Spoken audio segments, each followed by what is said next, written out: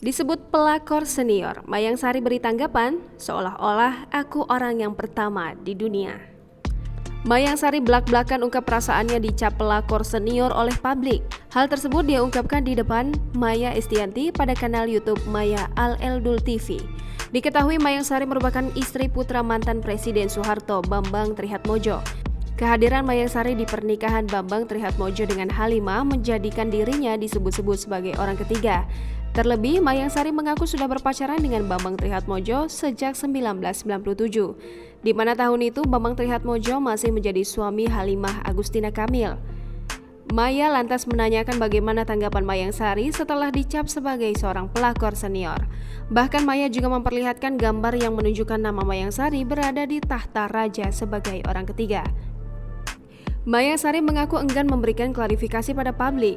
Menurutnya, menjelaskan di depan publik hanya akan membuat dirinya dicap sebagai pembelaan. Mayang Sari hanya menjelaskan jika setiap hubungan terjadi bukan hanya dari satu pihak saja. Mayang Sari juga heran mengapa orang ketiga dianggap selalu salah. Ia kemudian merasa adalah orang yang pertama kali di dunia yang melakukan kesalahan. Ia melakukan hal ini untuk menjaga perasaan keluarga kecilnya termasuk anak-anak agar tidak dibully.